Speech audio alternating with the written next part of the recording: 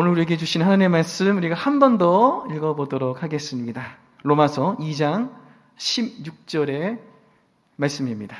로마서 2장 16절의 말씀 우리가 다 같이 한 목소리로 합독하겠습니다. 곧 나의 복음에 이른 바와 같이 하나님이 예수 그리스도로 말미암아 사람들의 은밀한 것을 심판하시는 그날이라. 아멘. 저는 오늘 함께 읽은 본문 말씀을 근거로 모두에게 임하는 심판이라는 제목으로 함께 은혜를 나누고자 합니다. 한번 따라해 볼까요? 모두에게 임하는 심판. 모두에게 임하는 심판. 네, 저는 지난 2월부터 로마서를 본문으로 하면서 금요철 예배 설교를 계속해서 진행하고 있습니다. 지난번에 말씀드렸듯이 로마서야말로 사도 바울이 기록한 서신서 중에서 그리스도의 복음에 대해서 가장 온전하고 명백하게 우리에게 알려주고 있기 때문입니다. 로마서에서 우리가 알고 있는 가장 대표적인 구절이 로마서 10장 10절 말씀이죠. 우리가 마음을 믿어 의에 이르고 입으로 신하여 구원에 이른다는 그러한 이신칭의의 귀한 말씀이시죠. 그래서 제가 예전에 한번 이렇게 소개한 적이 있어요. 로마서는 이제 복음을 막 접한 이방인들을 위한 복음이라고 말씀을 드린다면 야고보서는 이미 복음으로 알고 있는 유대인들을 위한 복음이었다. 그래서 야고보서에서는 이미 복음을 믿고 있기 때문에 그것을 넘어서는 삶을 통하여서 실천하는 것까지 이르러야 된다. 그래서 우리가 그리스도인으로서 이미 구원을 받은 사람들이라면 이것을 위해서 우리가 계속적으로 삶으로 실천해야 된다. 이렇게 제가 나눠준 적이 말씀드린 적이 있었습니다. 그러다 보니까 로마서 하면 우리가 흔히 생각하는 것이 그 심판에 대해서라기보다는 좀 구원에 대해서 우리가 은혜에 대해서 조금 더 많은 말씀들이 나오지 않을까 생각을 해요. 그런데 오늘 우리가 함께 본 2장에서는 심판에 대해서 이야기를 해요. 그리고 은밀한 것을 하나님께서 보신다는 것에서 이야기를 하고 있습니다. 그리고 그 중요한 단어가 뭐냐? 바로 곧 나의 복음에 이른 바와 같이 이 복음에 대해서 이야기를 하고 있어요. 로마서는 그래서 이 복음에 대해서 너무나 그 중요한 메시지를 담고 있는 서신서예요. 사실 우리는 이 복음으로 인해 살아가고 있는 것이죠. 복음을 통해 구원을 받았고 또 이 복음을 전하는 사명을 완수하기 위해 우리 한 명 한 명 또 개인이 복음을 전하고 있고 또 우리 각 교구별로 최선을 다해서 전도에 매진하고 있죠. 또 그런 의미에서 저희 청년부에서도 이 복음을 전하기 위해 올해에도 국내 세 팀이 단기 선교를 떠나게 됩니다. 이제 다음 주 7월 27일 수요일부터 제주팀을 시작으로 7월 30일은 창원팀이 8월 11일은 광주팀이 각각 사역을 떠나게 됩니다. 물론 저도 이 세 팀의 일정에 함께 합류해서 사역을 함께 할 예정입니다. 오늘도 그 청년들 중에서도 또 우리 함께 단기팀에 나가는 많은 우리 청년들이 뒤에서 함께 예배를 또 드리고 있습니다.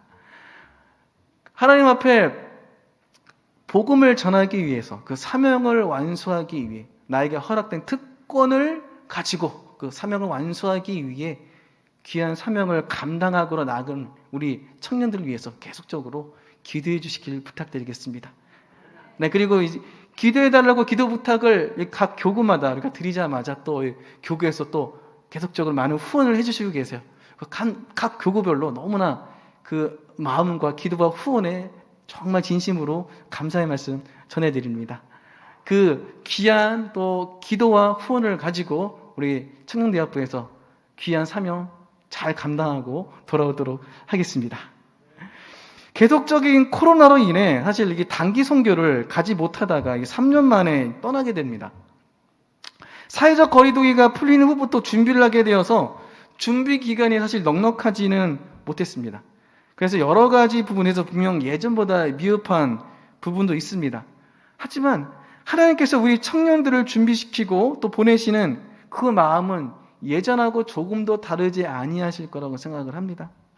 그 땅에 밟고자 하는 땅, 사역하고자 하는 땅의 영혼을 향한 마음, 그리고 교회를 향한 마음도 변함이 없거니와 무엇보다 떠나는 청년들 한 명 한 명을 향한 그 마음이 너무나 중요하실 거라 생각을 해요. 그 땅을 위해서도 청년들을 보내지만 더 중요한 것은 이 떠나는 청년들 한 명 한 명이 그 사역을 통해서 어떻게 하나님께 더 변화받고 또 새로운 삶들을 찾아가고 하나님의 시야를 가지고 시각을 가지고 이 세상을 살아갈 수 있게 될 것인지 또 새로운 하나님께 주시는 귀한 비전을 품고 가게 될 것인지 그런 기대감을 가지고 있습니다. 이렇게 복음의 사명을 가지고 떠나는 우리 청년들이 지금 잘 아시다시피 코로나가 다시 확산이 되고 있습니다. 그 상황 안에서도 건강하게 아무런 사고 없이 잘 무사히 마치고 돌아올 수 있도록 계속적으로 기도 부탁드리겠습니다. 우리는 각자의 삶에서 이렇게 각자의 방식으로 이 복음을 전하는 사명을 가지고 있습니다. 그것을 제가 예전에 지난 금요철 예배 때 특권과 사명을 통해서 말씀드렸죠. 우리에게 성도로서 특권을 주신 이유가 바로 이 복음의 사명을 감당하게 하기 위한 것이다.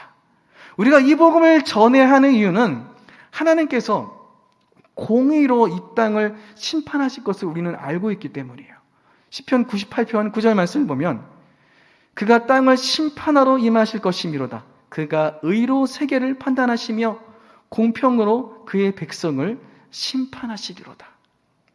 하나님은 모두에게 공평하고 의로우신 분이십니다. 이것을 공의라고 표현을 하죠. 여기서 말하는 공의는 사전적인 의미로는 공평한 도리, 공평하게 의롭게 한다는 뜻을 가지고 있습니다. 우리가 아무리 잘못한 것을 숨기려고 해도 결국은 모든 것이 공평하신 하나님 앞에 그 하나님의 의로우심 앞에 드러나게 되어 있어요. 인간이 진실을 아무리 숨기려고 해도 때가 되면 하나님께서는 그 진실을 드러내신다는 거죠. 저는 이 일에 대해서 몇 달 전에 이 파친코라는 드라마를 보면서 좀 느끼게 됐습니다. 이 드라마가 벌써 몇 달 전에 나왔던 드라마인데 이 드라마는 이 스트리밍 업체인 애플 TV 플러스에서 제작한 한국 역사에 관한 드라마입니다. 파친코는 금지된 사람으로 인해 고향을 떠나게 되는 선자라는 여인의 이야기로 고국을 떠나 억척스럽게 생존과 번영을 추구하는 한인 이민가족 4대의 꿈과 희망에 관한 이야기를 담고 있어요. 한국과 일본 그리고 미국을 오가면서 전쟁에 대해서 또 그리고 그 안에서 벌어지는 사랑과 이별에 대해서 여러 가지를 담담하게 시대에 맞게 다루고 있습니다. 그런데 이 드라마에서는 그동안 외국인들이 보지 못했던 부분들을 보여주고 있어요. 뭐냐? 일제강점기의 그 참혹함에 대해서 보여주고 있죠. 근데 그 모습을 과장하지 않고 담담하게 그려서 보여주고 있습니다. 최근에 위상이 높아진 한국 문화에 세계인들이 관심이 많다 보니까 이 한국 역사에 대해서 공부를 하고 그리고 한국 역사에 대해서 조금씩 들여다보기 시작합니다. 그리고 이 드라마도 같이 보게 되었죠. 이제까지 자기들이 알고 있었던 일본의 그 이미지가 만들어진 이미지였다는 것을 조금씩 이제 외국 사람들이 깨닫기 시작을 해요. 이것에 대해서 일본 네티즌들은 뭐라고 얘기하느냐? 오히려 파친코라는 그 드라마가 역사를 왜곡하고 있다. 역사를 날조하고 있다라고 항변을 해요. 하지만 세계인들은 일본이 자신들의 역사를 감추기 위해 이제까지 그 사실들을 왜곡했고 자신들을 미화시켰음에 실망감을 나타내고 있습니다. 일본이 감추고 싶어 했던 그들의 만행에 이렇게 문화의 힘을 통해 온 세상에 밝혀지는 것을 보고 있으면 인간이 진실을 아무리 숨기려고 해도 그 때가 되면 하나님께서 그 진실을 드러내신다는 것을 저는 생각을 하게 되었어요. 물론 세상에서 모든 진실이 밝혀지는 것은 아닐 수도 있습니다. 하지만 하나님 나라에서는 어떨까요? 하나님 나라에서는 모든 진실은 결국 밝혀지게 되어 있어요.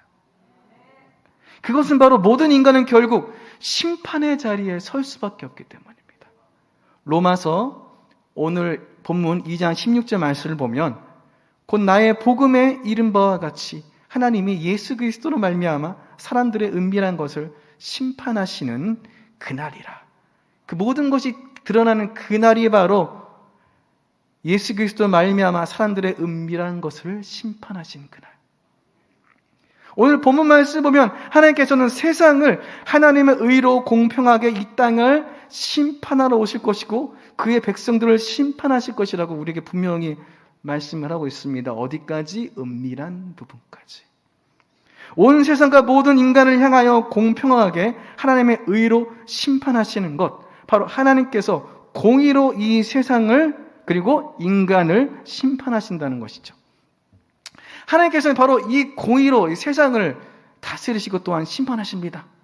이 심판에는 중요한 의미를 가지고 있는데 바로 공의로운 재판관으로서 하나님은 그 누구의 편도 들지 않는다는 거예요. 한번 생각해 보세요. 내가 어떤 사람과 다툼이 있어서 소송을 진행하려고 하는데 이 소송을 맡은 재판관이 상대 측과 친밀한 사이여서 판결을 그 친한 사람한테 유리하게 해준다? 그러면 얼마나 내가 억울하겠어요. 세상에서의 판결을 하는 재판조차도 그렇게 공평하고 의롭지 않으면, 공정하지 않으면 억울한 일이 생기는데 이 세상을 판결해야 되는 하나님은 얼마나 더 공의로우셔야 될까요? 제가 지난 7월 초부터 제가 코로나 걸려가지고 자리를 좀 많이 비웠습니다. 그래가지고 집에서 일주일 동안 격리를 한 시간이 있었습니다. 그런데 그때 제 카톡으로 비보가 하나가 전달이 됐어요. 제가 아는 어떤 목사님이 계셨는데 그 목사님한테는 자녀가 둘이 있었어요. 아들하고 딸이 있었는데 딸이 갑자기 응급실에 실려가게 되었습니다. 나이도 얼마 되지도 않은 딸인데 한 2살 정도 된 나이로 저는 알고 있습니다. 그런데 2살, 3살 정도 되는 딸이 갑자기 아프지도 않고 어떠한 그 병조차 없었는데 갑자기 응급실로 실려가고 그리고 의사한테 이런 이야기를 듣게 됩니다. 준비해야 되겠다고. 그리고 이를 위해서 알고 있던 모든 동역자들이 기도를 했어요. 하나님께서 살려주시길.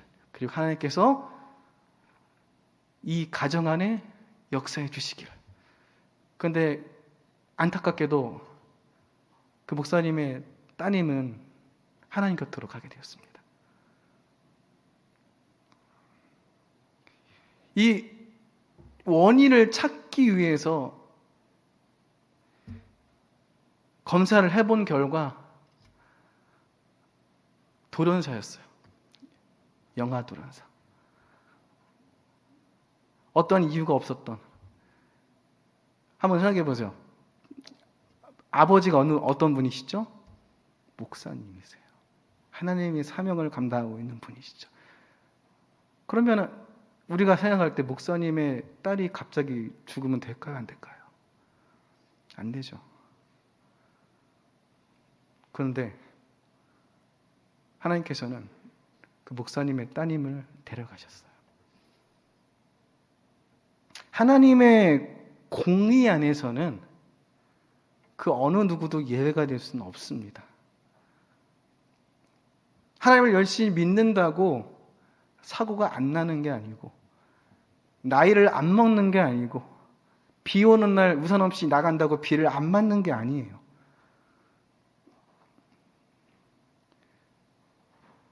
우리가 코로나에 걸린 것이 믿음의 문제가 아니죠. 그건 질병의 문제죠.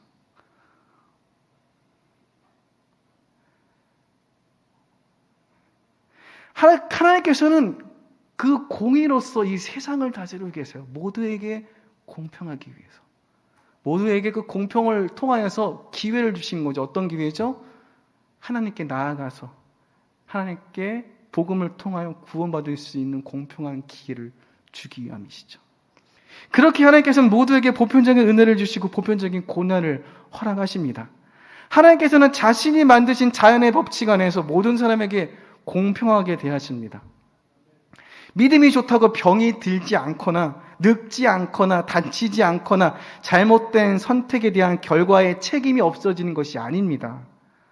단 하나님을 믿는 자들에겐 특권이 있는데 그것이 뭐죠?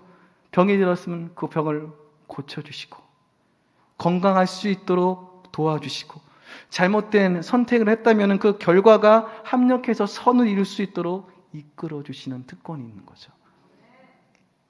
우리 모두는 이렇게 심판자 되신 하나님 앞에 모두가 설 수밖에 없습니다.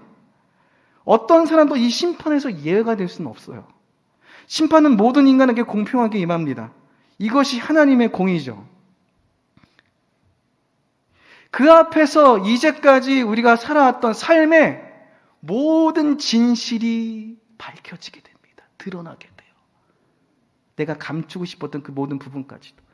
내가 함부로 던졌던 내 말, 언어, 내 생각, 원망, 불평, 은밀히 지었던 그 죄들 다 드러나게 돼요. 전도서 12장 14절 말씀을 보면 하나님은 모든 행위와 모든 은밀한 일을 선악간에 심판하시리라. 결국 하나님은 우리의 모든 행위와 모든 은밀한 일을 다시 말해 하나님의 기준 안에서 반드시 심판하십니다. 하지만 이 심판의 자리는 모두에게 징계를 주는 자리는 아닙니다. 어떤 이들에게는 이제까지 살아온 삶을 정산하는 결산의 자리가 되고 또 어떤 이들에게는 이제까지 살아온 삶을 책임지고 벌을 받게 되는 징계의 자리가 됩니다. 마태복음 13장 24절에서 30절 말씀을 보면 예수께서 그들 앞에 또 비유를 들어 이르시되 천국은 좋은 씨를 제밭에 뿌린 사람과 같으니 사람들이 잘 때 그 원수가 와서 곡식 가운데 가라지를 덧뿌리고 갔더니 싹이 나고 결실할 때 가라지도 보이거늘 집주인의 종들이 와서 말하되 주여 밭에 좋은 씨를 뿌리지 아니하였나이까? 그런데 가라지가 어디서 생겼나이까? 주인이 이르되 원수가 이렇게 하였구나. 종들이 말하되 그러면 우리가 가서 그것을 뽑기를 원하시나이까? 주인이 이르되 가만두라. 가라지를 뽑다가 곡식까지 뽑을까 염려하노라. 둘 다 추수 때까지 함께 자라게 두라. 추수 때에 내가 추수꾼들에게 말하기를 가라지는 먼저 거두어 불사르게 단으로 묶고 곡식은 모아 내 곡간에 넣으라 하리라. 예수님께서는 곡식과 가라지의 비유를 통해 우리에게 말씀하시는 것은 추수의 때는 반드시 온다. 그 추수의 때가 뭐죠? 심판의 때를 말하는 거죠. 그리고 그 추수의 때가 오기까지는 곡식과 가라지 모두가 함께 밭에서 공존한다는 사실이에요. 우리가 사는 세상에 대해서 말씀하시는 것이죠. 밭의 주인은 어느 것이 곡식이고 어느 것이 가라지인지 모두 알고 있습니다. 하지만 때를 기다리고 있죠. 언제? 추수의 때. 우리가 사는 세상에서 의인을 향한 하나님의 공의가 보이지 않는 것 같지만 그래가지고 의인들이 고통을 받고 더 힘들게 사는 것처럼 보이고 세상에서 핍박받는 것처럼 보이지만 실상은 뭐라고요? 하나님의 때를 기다리고 있다는 것. 그리고 그때가 되면 이제는 곡식은 어디로 가요? 곡간으로 가게 되고 가라지는 어디로 가게 되죠? 불 속으로 들어가게 될 것이라고 성경은 우리에게 분명히 알려주고 있습니다. 근데 여기서 내가 곡간으로 갈 곡식인지 불 속으로 들어갈 가라지인지 지금 상태로는 분별할 수가 없습니다. 처음 된 자가 나중 될 수 있고 나중 된 자가 처음이 될 수도 있어요. 성경 기록되어 있죠. 내가 하나님 앞에서 믿음으로 구원받았지만 로마서에서 말한 이신칭의로 하지만 우리는 야고보서의 행함이 없는 믿음은 죽은 믿음이라는 걸 반드시 기억을 해야 됩니다. 하나님 앞에서 성도로서의 삶을 어떻게 살아가야 할지를 항상 고민을 해야 돼요. 여러분 한 주간 사셨을 때에 여러분은 성도로서 어떻게 사셨나요? 하나님 앞에 구별된 백성으로 어떻게 사셨나요? 그리스도인이라는 이름은 그리스도를 따라가는 사람을 그리스도인이라고 이야기를 하는 거예요. 하나님 앞에 내가 잘되기 위해 믿는 사람이 그리스도인이 아니라 예수님을 닮아서 예수님을 쫓아가는 사람, 죽음까지도 감내하는 사람이 그리스도인입니다. 그렇기에 우리는 그러한 삶을 계속적으로 주님 오시는 날까지 지켜가야 됩니다. 그래야지 우리가 곡식일 수 있음을 확신할 수가 있죠. 그렇지 않다면 우리가 곡식인지 가라지인지 장담 못해요. 그렇지만 우리에게 결국은 추수의 때가 반드시 오게 되어 있습니다. 바로 심판의 자리, 그 자리를 피할 수 있는 사람은 아무도 없습니다. 바로 이 자리에서 우리의 진정한 모습이 가려지게 됩니다.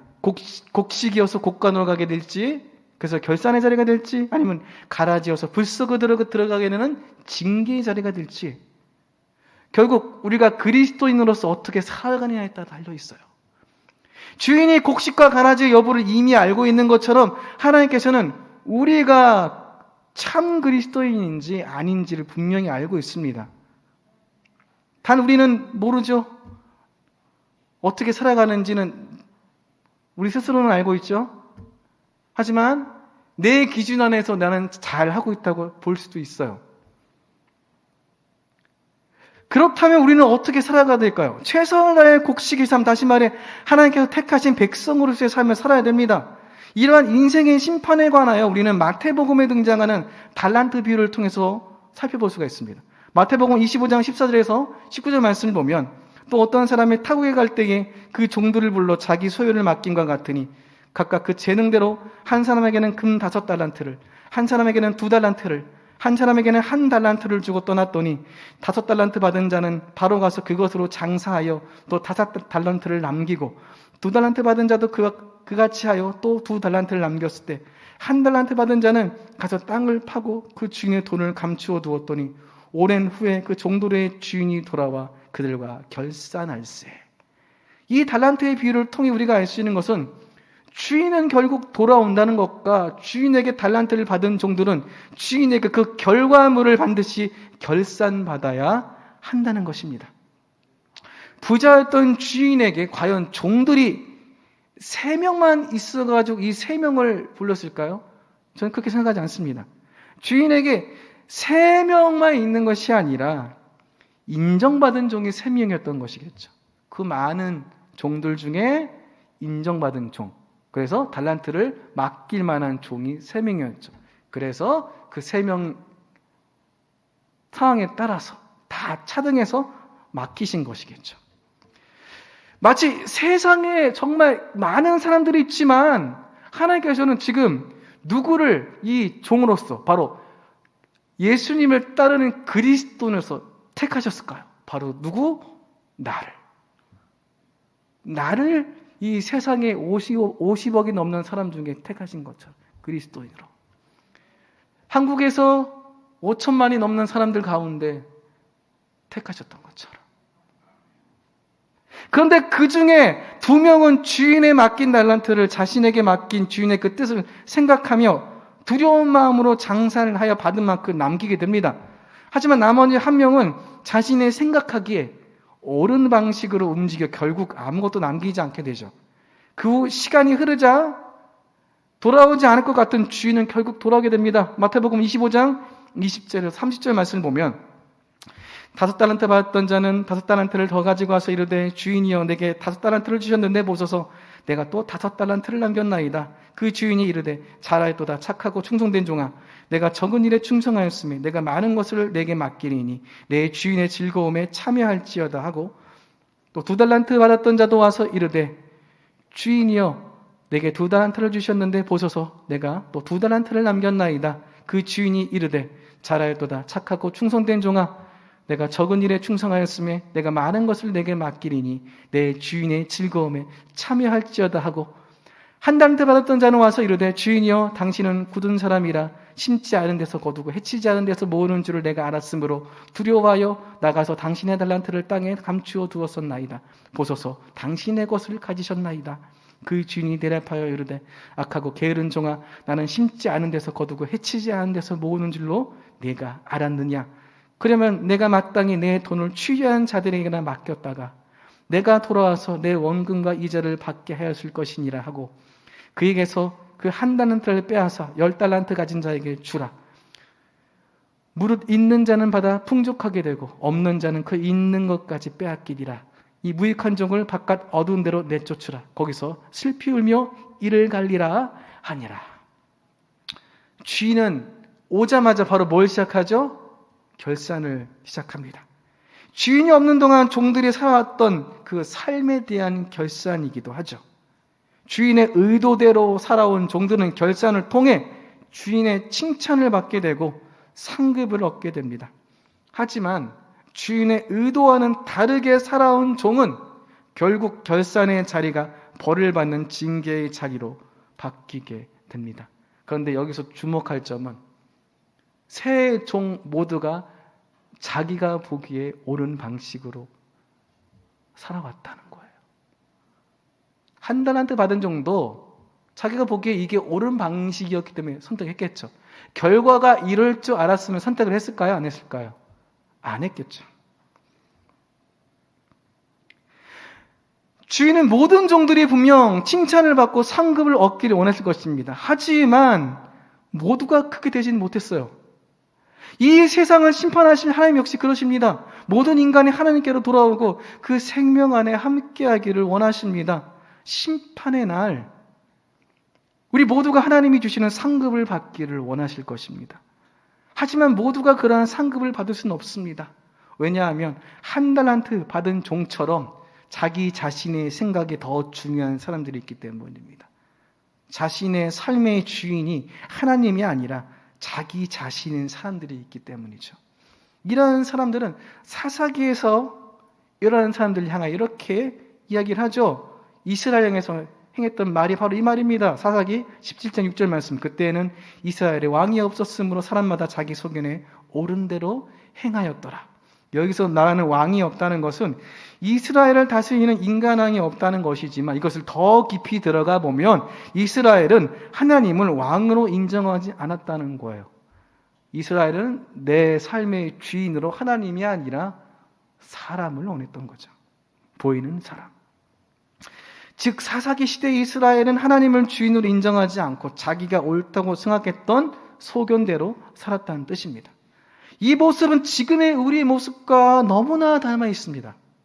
하나님의 뜻대로 사는 삶이 아니라 내 신앙의 연륜 안에서 해석된 그리고 이제까지 내가 경험해서 옳은 것이라고 판단된 그 방향대로 사는 것을 말하죠. 우리는 사사기에 등장하는 이스라엘 백성들처럼 하나님을 안다고 생각합니다. 그리고 하나님은 이제까지 많이 경험해왔다고 생각을 합니다. 이스라엘 백성들을 하나님께서 택하신 선민으로 이제까지 살아왔잖아요. 그러니까 얼마나 많은 일들을 경험했을 것이고 또 하나님께서 선택하신 그 백성으로서 여러 가지 기적을 체험했을 것이고 오히려 우리들보다 경험을 더 많이 했겠죠. 하나님에 대해서. 그런데 그들은 그런 식으로 판단을 합니다. 그런데 우리는 어떻게 또 판단을 할까요? 우리는 사사기에 등장한 이스라엘 백성들처럼 그리고 한 달란트 받았던 종처럼 하나님의 말씀보다 하나님의 생각보다 내 생각과 내 판단을 더 중요하게 생각합니다.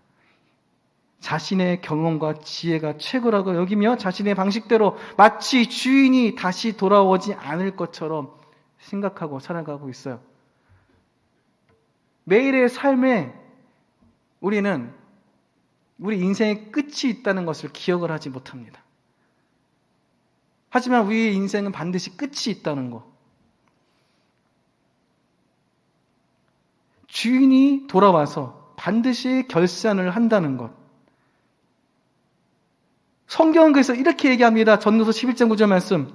청년이여 내 어린 때를 즐거워하며 내 청년의 날들을 마음에 기뻐하여 마음에 원하는 길들과 내 눈이 보는 대로 행하라. 그러나 하나님이 이 모든 일로 말미암아 너를 심판하실 줄 알라. 이 말씀은 단지 청년들에게만 해당되는 말씀이 아닙니다. 지금 현재를 살아가는 모든 그리스도인들에게 해당되는 말씀이죠. 그리스도인이라면 하나님을 두려워하는 마음으로 다시 말해 우리가 알고 또 우리가 들었던 바로 하나님을 경외하는 마음, 하나님을 두렵고 떨리는 마음으로 공경하는, 그 경외하는 마음으로 주신 말씀을 그대로 지키며 살아가야 됩니다. 그 이유는 하나님께서는 우리 인생을 심판하는 분이시기 때문이에요. 말씀대로 살아온 자들에게는 그 심판의 자리가 결산의 자리가 되지만, 그렇지 않은 사람들에게는 징계의 자리가 될 것이라는 사실 잊지 마시길 부탁드리겠습니다. 심판은 어떤 자도 예외가 없습니다. 모두가 그 심판의 자리에 서게 돼 있어요. 안 설 것 같죠? 지금은 그래 보이잖아요. 그렇죠? 그런데 그날이 곧 옵니다. 그날을 얼마큼 여러분 준비하고 계시나요? 하나님 앞에 우리가 쓸 자리가 결산의 자리일지 징계의 자리일지 항상 기억하시며 살아가는 우리 모두가 되시길 주님의 이름으로 부탁드리겠습니다. 마지막으로 시편 말씀 한 구절 함께 읽어보고 말씀을 마치도록 하겠습니다. 시편 96편 14절 말씀 함께 읽겠습니다. 그가 임하시되 땅을 심판하러 임하실 것임이라. 그가 의로 세계를 심판하시며 그의 진실하심으로 백성을 심판하시리로다. 아멘. 기도하겠습니다. 하나님께서 심판의 날 우리 한 사람 한 사람을 그 앞에 세우실 터인데, 그 자리가 결산의 자리가 될지 징계의 자리가 될지 하나님 앞에 우리가 다시 한번 나의 삶을 되돌아보고 하나님의 소유된 백성으로서 그리스도인으로서 온전하게 구별된 삶을 우리가 살아가기로 다시 한번 주님 앞에 결정합니다. 그리고 이 밤에 우리가 그 결정을 마음을 모아 기도로 나아가려고 합니다. 우리의 믿음의 결단을 통하여서 주님께서 함께하여 주시옵시고 그날이 반드시 올 것임 우리가 잊지 않고, 그리고 그것을 기억하며 주께서 맡기신 사명을 감당하는 우리가 되게 하여 주시옵소서. 우리가 허락하신 그 은혜, 그 특권 헛되이 받지 아니하고 하나님 앞에 사명을 감당함으로 우리의 역할을 하나님 앞에 완수하는 한 명 한 명이 될 수 있도록 주께서 인도하여 주시옵소서. 모든 말씀 살아계신 예수님의 이름으로 기도드립니다. 아멘.